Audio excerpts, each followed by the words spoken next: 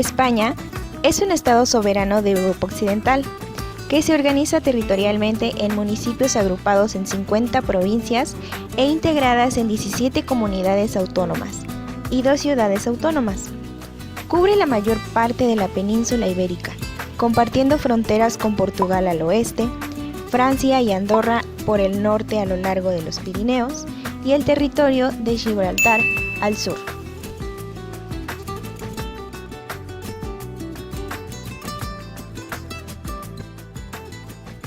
España es uno de los países más conocidos alrededor del mundo, pero ¿qué tanto lo conoces tú? Vamos a ver algunos datos para que podamos saber más acerca de él. Los escritores del mundo antiguo le dan a España varios nombres, como algunos que les van a aparecer aquí. Sin embargo, estos solamente tenían un carácter descriptivo. Muchos decían que eran tierra de conejos. La teoría más aceptada actualmente nos dice que Hispania quiere decir tierra donde se forjan metales, ya que Pi se traduce al fenicio como batir metales. La palabra España deriva fonéticamente de Hispania. Sin embargo, a través de la paletización se convirtió la N en ñ, sufrió también la pérdida de la H inicial y la abertura de la I. De este modo queda solamente la palabra España. Sin embargo, los hablantes del protorromance en ese entonces se les complicaba mucho pronunciar una palabra que iniciara con S. Así que le agregaron una E inicial y así fue como nació el nombre de España.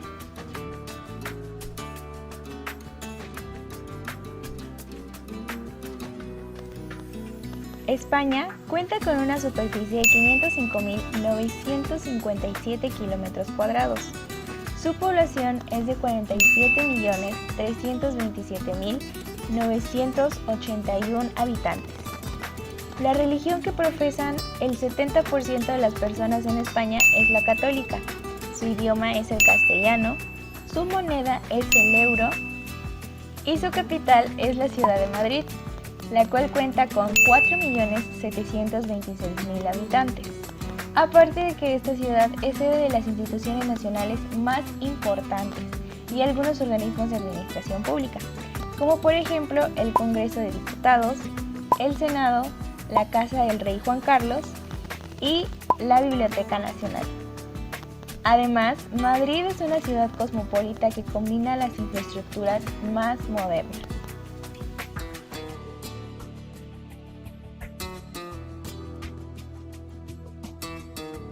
Ahora vamos a ver algunos puntos importantes sobre la historia económica de España.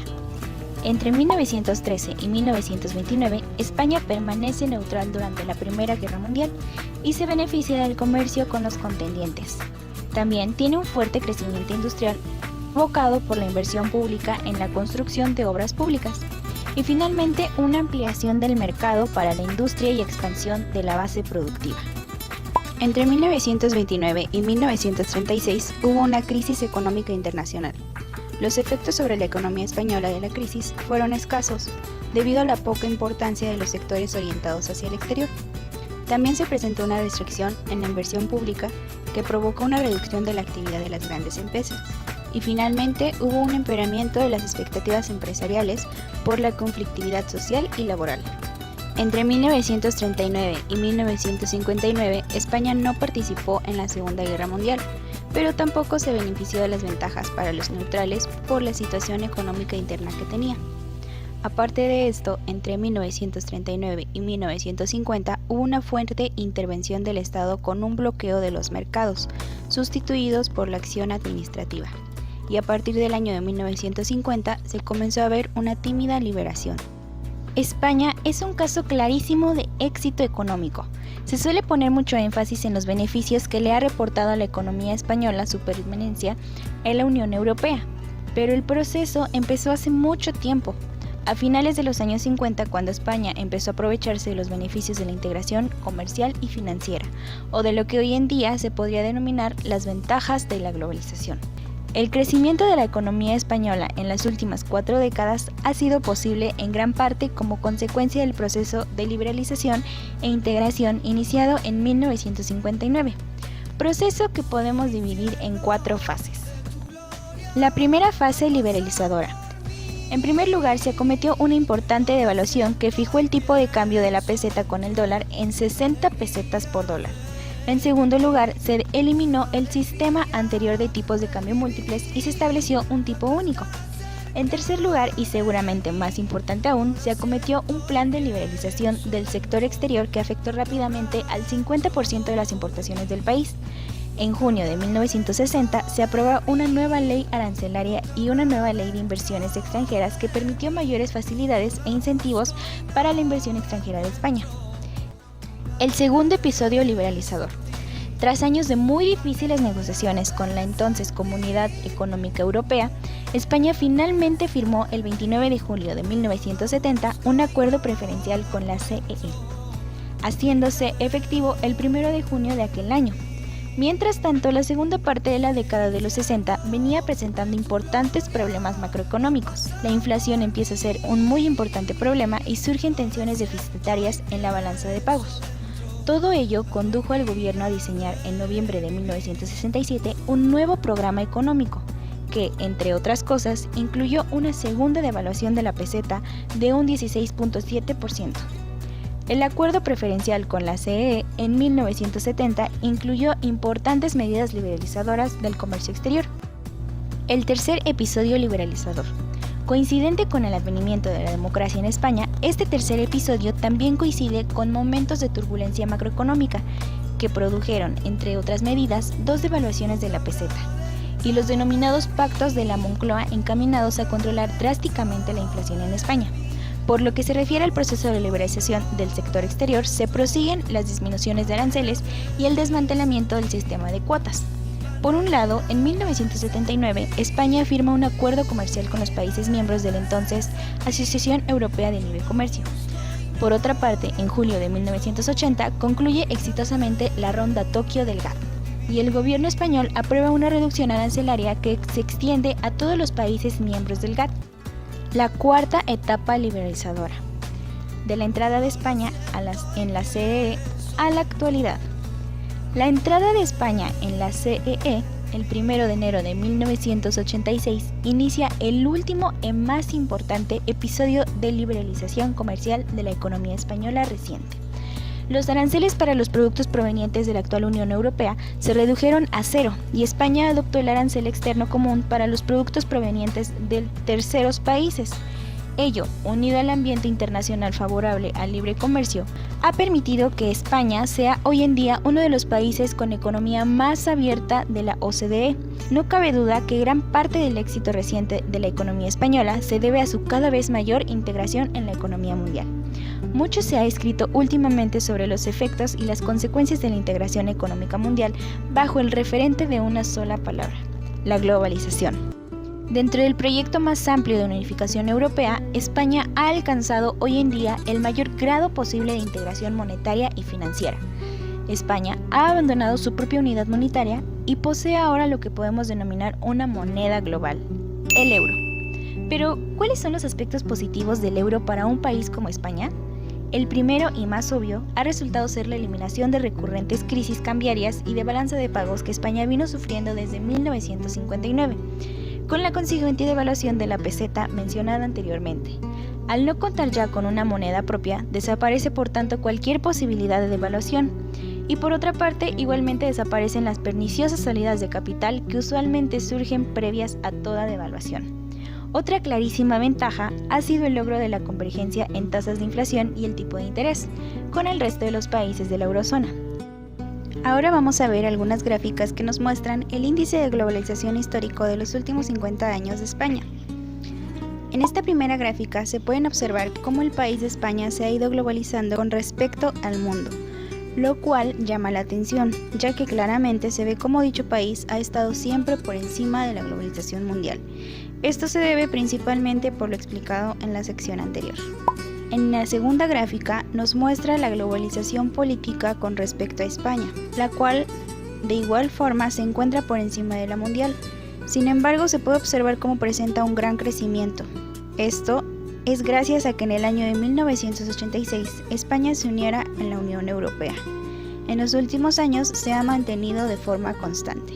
En esta tercera gráfica nos muestra la relación de la globalización social, en la cual es muy notoria el constante crecimiento que ha presentado este país. Esto principalmente a la apertura que siempre ha caracterizado en este sentido. Finalmente, en esta última gráfica se nos presenta la globalización económica, la cual en ambos casos se puede observar cómo ha continuado en constante crecimiento. En específico, el país de España presenta una figura de crecimiento en U en los años que se integró a la Unión Europea. Sin embargo, ambas coinciden en una pequeña caída, la cual representa la crisis económica del año 2008 que sufrió el mundo entero. Las variables económicas. Para esta sección de las variables económicas, los datos y gráficas fueron consultados en el Banco Mundial. Primero vamos a analizar el PIB. El Producto Interno Bruto de España es el conjunto de todos los bienes y servicios finales producidos en España durante un año. Esta estadística detalla la evolución del impacto que cada sector económico tuvo sobre un total de Producto Interno Bruto. En España, desde el 2008 hasta el 2018. En ese último año, la agricultura contribuyó un 2.8% al PIB de España, mientras que en los casos del sector de servicios el porcentaje fue superior al 67.7%. Por tanto, podemos deducir que el sector de servicios es el que conforma en su mayoría el Producto Interno Bruto de este país. Sin embargo, el Producto Interior Bruto de España en el segundo trimestre del 2020 ha caído un 18.5% respecto al primer trimestre del 2020, debido a la contingencia. Esta tasa es 133 décimas inferior al anterior trimestre, cuando fue de menos 5.2. El PIB a precios constantes. El PIB a precio de comprador es la suma del valor agregado bruto de todos los productos residentes en la economía más todo impuesto a los productos menos todo subsidio no incluido en el valor de los productos. Para España, este crecimiento se ha mantenido en forma constante. Sin embargo, este año el panorama probablemente cambie. Crecimiento del PIB en porcentaje anual. El Producto Interno Bruto de España se contrajo un 18.5% intertrimestral en los 3 meses hasta junio del 2020, el periodo de contracción más pronunciado registrado y en comparación con las expectativas del mercado de una caída del 16.6%, mostró una estimación preliminar. La contracción fue provocada por uno de los bloqueos por coronavirus más estrictos de Europa, que arrastró al país a la recesión más pronunciada de su historia. La inflación en INPC. La inflación medida por el índice de precios al consumidor refleja la variación porcentual anual en el costo para el consumidor medio de adquirir una canasta de bienes y servicios que puede ser fija o variable a intervalos determinados. En España se registró en 0.6995% en 2009. La balanza comercial de España. España registró un superávit comercial de 0,2 mil millones de euros en mayo del 2020, el primero desde que registró un récord de 0,63 mil millones de euros en marzo del 2013, y en comparación con un déficit de 2,110 millones de euros en el mismo mes del año pasado, ya que la crisis del coronavirus golpeó la demanda mundial. Las importaciones cayeron un 39,6%, la mayor caída registrada debido a menores compras de productos energéticos, automóviles y bienes de capital. Mientras tanto, las exportaciones cayeron un 34,4%, impulsadas por menores ventas de automóviles, bienes de capital, productos energéticos y bienes de consumos manufacturados. Exportaciones de bienes y servicios. Las exportaciones de bienes y servicios representan el valor de todos los bienes y demás servicios de mercado prestados al resto del mundo.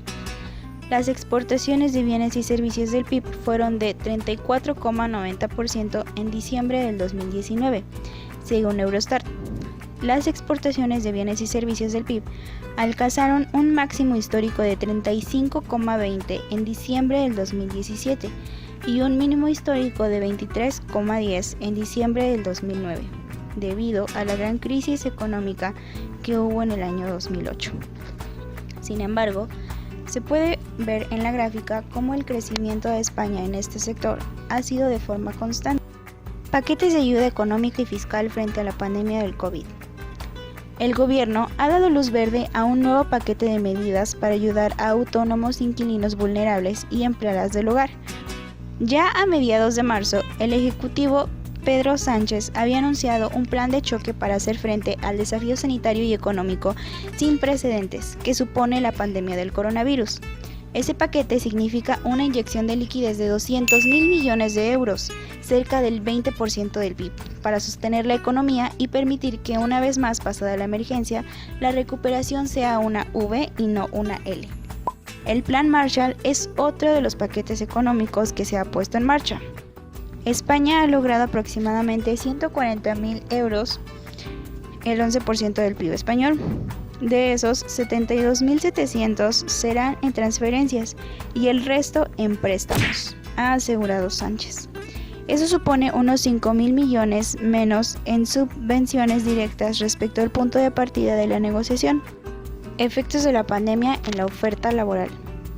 La tasa de desempleo de España se elevó al 15,33% en el segundo trimestre del 2020, la más alta desde el primer trimestre del 2018, pero por debajo de las expectativas del mercado del 16,70%.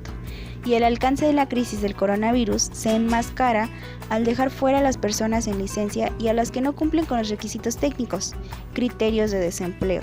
El número de parados aumentó en 55.000 hasta los 3.368 millones, mientras que el empleo descendió un récord de 1,74 millones hasta los 18.607 millones. Además, 1.019 millones de personas abandonaron la fuerza laboral. Los sectores productivos más importantes. Las actividades primarias de España son las actividades económicas de producción agrícola. Estas, aunque diversas, no tienen una gran participación en el PIB total de la economía. Solo componen 2,7% del total de la actividad económica productiva del país. En las actividades económicas secundarias del país destacan la industria automotriz. España es el noveno productor mundial de automóviles del mundo y el segundo de Europa. La actividad terciaria. El sector terciario es el más importante en la economía de España. Es la mayor actividad económica del país y el que más trabajos genera. Sobresalen las telecomunicaciones, la banca, las ventas por menor de moda, los seguros y en hotelería y turismo. España es el cuarto destino turístico a nivel mundial que recibe más de 53 millones de visitantes al año. Gracias a esto, el turismo representa el 10% del PIB total del país. Clústeres turísticos. Madrid es la capital de España y la ciudad cosmopolita. Es uno de los destinos europeos con mejores infraestructuras turísticas. Además posee un impresionante patrimonio cultural y artístico, junto a un apasionante legado de siglos de historia. En lo que respecta a las organizaciones con presencia mundial, Madrid es en donde se ubican las sedes principales. Además de esto, tiene gran presencia con respecto al mundo por ser uno de los centros culturales más importantes del mundo, ya que cuenta con diversos museos, eventos internacionales de arte y moda y con las sedes principales de organismos dedicados a la lengua española, como la RAE, el Instituto de Cervantes. Goza de grandes rascacielos y plazas. De igual forma, también ha sido elegida como sede de los Juegos Olímpicos en algunas ocasiones. Las Islas Canarias. Rodeadas por el Océano Atlántico cerca de la costa del norte del Sahara, encontramos a las Islas Canarias, las cuales forman la Comunidad Autónoma de las Canarias, que es territorio español desde su conquista en 1496. El archipiélago canario está compuesto por un total de 7 islas mayores. Los nombres de las islas mayores, empezando por el oeste, son El Hierro, La Palma, La Gomera, Tenerife, Gran Canaria, Fuerteventura, Lanzarote y, como añadiduría, la Isla de las Graciosas. Con todo esto tenemos un total de 8 islas y 5 islotes de un clima único y un paisaje envidiable, que ocupan una superficie de casi 7.500 kilómetros cuadrados. Extremadura. Extremadura es una de las regiones aún vírgenes para el gran turismo y que tiene mucho que ofrecer. Su considerable extensión condiciona la variedad y contraste de sus tierras. Cuenta con 3 espacios declarados Patrimonio de la Humanidad por la UNESCO. Municipio de Besalú. Besalú está situada en un importante y tradicional cruce de caminos al este de la Garrotxa. Era una fortaleza entre 2 ríos, el Fluvial al sur y el Capellades al norte. Besalú fue sede de un importante condado independiente. Cuenta con un conjunto histórico-artístico medieval considerado uno de los más bien conservados de Cataluña. Forman parte de este conjunto la antigua isla del monasterio, de la que destaca el original de su deambulatorio, la iglesia Sant Vins, donde se conserva una capilla gótica, la fachada de la antigua iglesia Hospital de San Julia, la casa de Cornelia, el monumento romántico y la sala gótica de Curia Real.